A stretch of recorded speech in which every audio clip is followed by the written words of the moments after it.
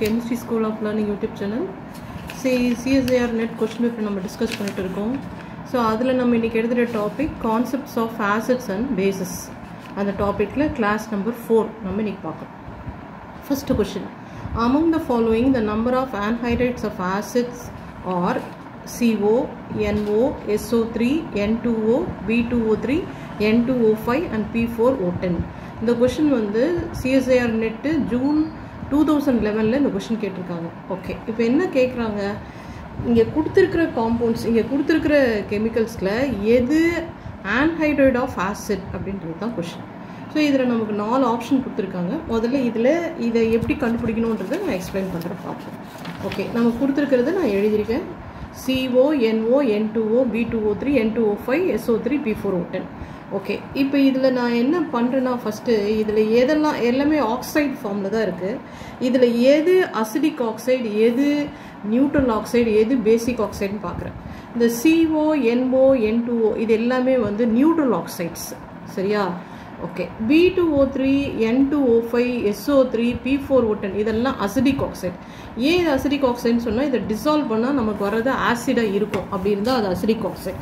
இப்போ அந்த ரியாக்ஷன் எழுதியிருக்கேன். CO undergo hydrolysis, no reaction.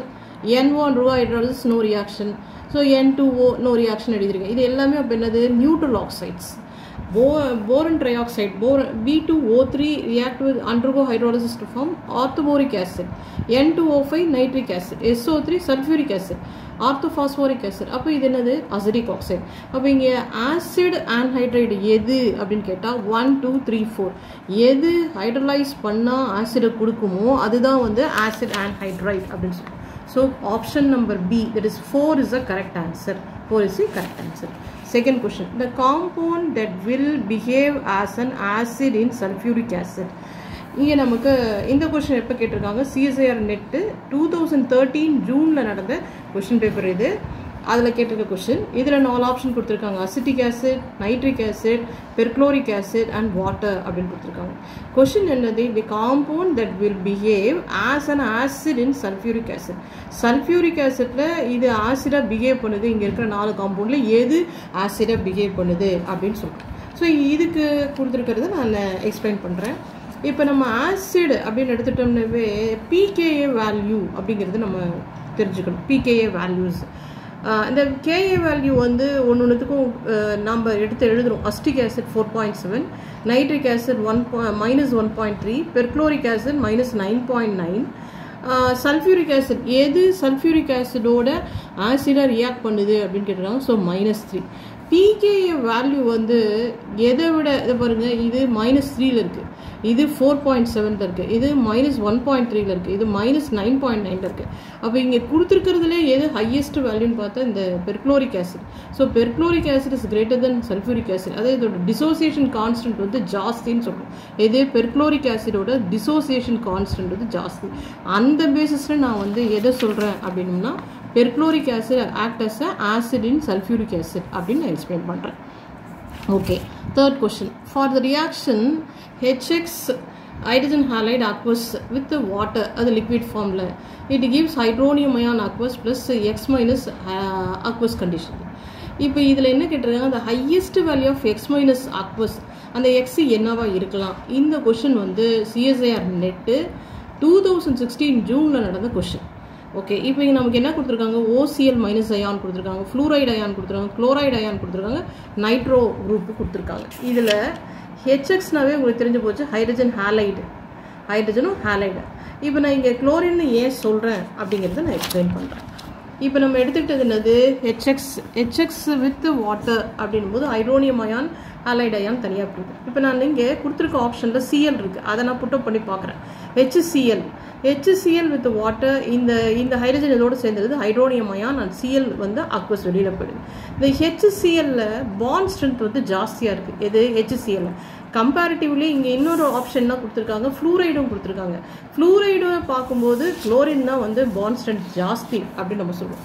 அப்போ இந்த பாண்ட் ஸ்ட்ரென்த்தில் இந்த HCl வந்து இருக்கும்போது இதில் ஹெச்சுக்கும் சிஎலுக்கும் எடுக்கிற பாண்டில் பாண்ட் ஸ்ட்ரென்த் ஜாஸ்தியாக இருக்குது. அந்த ரியாக்டிவிட்டி எதை பேஸ் பண்ணியிருக்குன்னா பாண்ட் ஸ்ட்ரென்த்தை பேஸ் பண்ணி தான் இருக்குது. அப்போ இந்த H+ தனியாக போயிடும். Cl வந்து ஒரு நியூக்ளியோஃபைலாக ரியாக்ட் பண்ணுது. ஸோ நம்ம கொடுத்துருக்க ஆப்ஷன்ஸில் Cl இருக்குது. என்ன கேட்குறாங்க, HXோட வாட்டர் ரியாக்ட் பண்ணால் ஹைட்ரோனியம் அயான் அண்ட் எக்ஸ்ன்னு உனக்கு தெரியுது.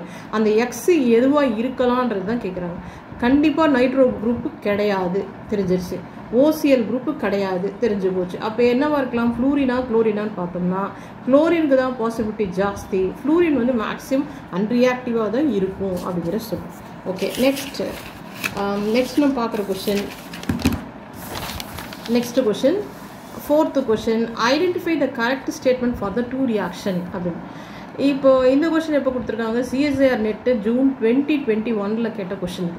ஒரு கொஷின் ஈக்குவேஷன் கொடுத்துருக்காங்க. xenon react with platinum hexafluoride in presence of sulfur hexafluoride. அது எப்படி xenon எப்படி வந்து டிசோசியேட் ஆகுனா xenon ப்ளஸ் PTF6 மைனஸாக போகுது. xenon tetrafluoride react with Me4NF ஓட ரியாக்ட் பண்ணும்போது Me4N ப்ளஸ் XCF5 இந்த ஃப்ளூரின் வந்து இங்கோட ஜாயின் ஆகிடும். இப்போ என்ன கொடுத்துருக்காங்க, இதில் எது கரெக்ட் ஸ்டேட்மெண்ட் கேட்டிருக்காங்க. ஃபர்ஸ்ட் ஸ்டேட்மெண்ட் பாருங்கள், xenon and xenon tetrafluoride both act as acid அப்படின்னு கேட்டிருக்காங்க. செகண்ட் என்னது, xenon and xenon tetrafluoride both act as bases அப்படின்னு கொடுத்துருக்காங்க. சான்ஸே இல்லை. தேர்டு இது என்ன கொடுத்துருக்காங்க, xenon act as an acid, xenon tetrafluoride act as a base அப்படின்னு கொடுத்துருக்காங்க. ஓகே, இப்போ நம்ம இதை ஈக்குவேஷன் எக்ஸ்பிளைன் பண்ணுறோம். 4th option, xenon act as a base and xenon tetrafluoride act as an acid அப்படின்னு சொல்கிறேன். எதை வச்சு நான் சொல்கிறேன், இந்த 4th ஆப்ஷன் கரெக்ட் அப்படின்னு சொல்கிறேன். இப்போ ஃபர்ஸ்ட் ஈக்குவேஷன் பாருங்கள், xenon react with platinum hexafluoride. இது xenon வந்து இங்கே என்னவா இருக்குது, வெறுமன மாலிகுலர் ஸ்டேட்டில் இருக்குது. இங்கே அயானிக் ஸ்டேட் ப்ளஸ்ஸாக போயிருக்கு, இங்கே மைனஸாக போயிருக்கு. அப்போ xenon act as a base and donates its electron to எதுக்கு, PTF6க்கு கொடுத்துருது. ஸோ அதனால் இது ப்ளஸ் அயானாகவும் இது மைனஸ் அயானா ஆகுது. So xenon act as a base. அப்போ 4th option, xenon tetrafluoride react with Me4NF, it gives Me4N. இந்த F இதோட ஜாயின் ஆகுது. அப்போ xenon இங்கே என்னவா இருக்கு, ஆசிடாக ரியாக்ட் பண்ணுது. xenon tetrafluoride act as an acid, it accepts electron. எங்கேருந்து, இதில் இருக்கிற எலக்ட்ரான் இதை அக்செப்ட் பண்ணதுனால இதை நான் என்னன்னு சொல்கிறேன், ஆசிட் அப்படின்னு சொல்கிறேன். ஸோ இது acid. So 4th option is the correct answer. Okay, 5th question, match each item from the list 1 compound in solvent with that from list 2 its behavior and select the correct combination using the codes. இந்த question எப்போ கேட்டிருக்காங்க, 2012 CSIR net December மாதம் நடந்த எக்ஸாமில் கேட்டிருக்காங்க.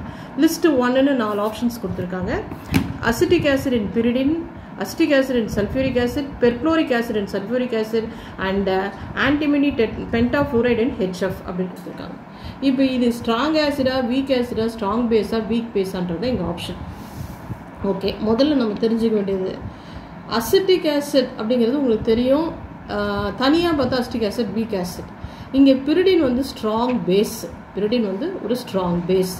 அப்போது acetic acid and pyridine ஒரு strong base அப்படின்னு எடுத்துக்கிட்டா இது ஏ ஆப்ஷன் 3 ஸ்ட்ராங் பேஸ். நல்லா தெரிஞ்சுக்கோங்க, pyridine strong base.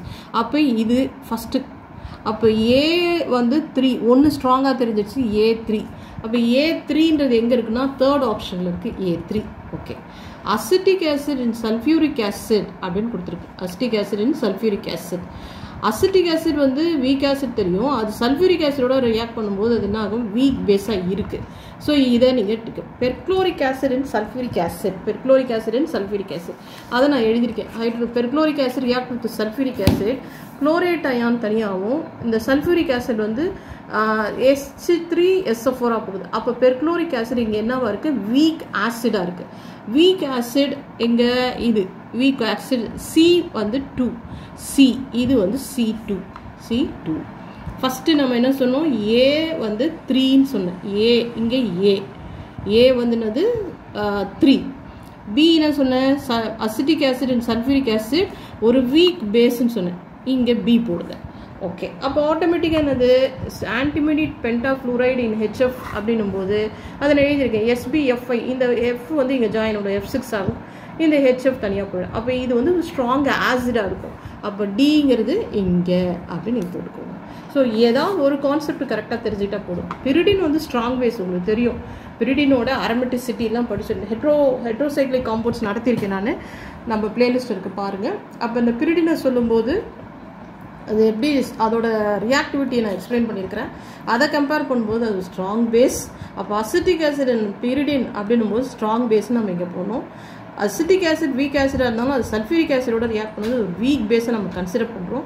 பெர்க்ளோரிக் acid and sulphuric acid அப்படின்போது பெர்க்ளோரிக் ஆசிடோட இதுக்கு முன்னாடி ஒரு கொஸ்டின் பார்த்தோம். பெர்க்ளோரிக் ஆசிட் வந்து அதோட டிசோசியேஷன் கான்ஸ்டன்ட் ஜாஸ்தி நான் எக்ஸ்பிளைன் பண்ணியிருந்தேன். ஆனால் இங்கே என்ன நான் சொல்ல வரேன்னா HCl4 குளோரேட் அயான் தனியாகவும் இந்த ஹெச் வந்து H2SO4ஓட இந்த ஹைட்ரஜன் சேர்ந்து நமக்கு H3SO4 கொடுக்குது. அப்போ இது என்னவா இருக்குது, வீக் ஆசிடாக இருந்தால் தான் டிசோசியேட் ஆக முடியும். இந்த இடத்துல ஆன்டிமனி பென்டாஃப்ளோரைடு இன் HF வந்து ஒரு ஸ்ட்ராங் ஆசிடாக இருக்குது அப்படின்னு சொல்லுவோம். இந்த வீடியோ பிடிச்சிருந்தா லைக் பண்ணுங்கள், ஷேர் பண்ணுங்கள், சப்ஸ்கிரைப் பண்ணுங்கள். தேங்க்யூ.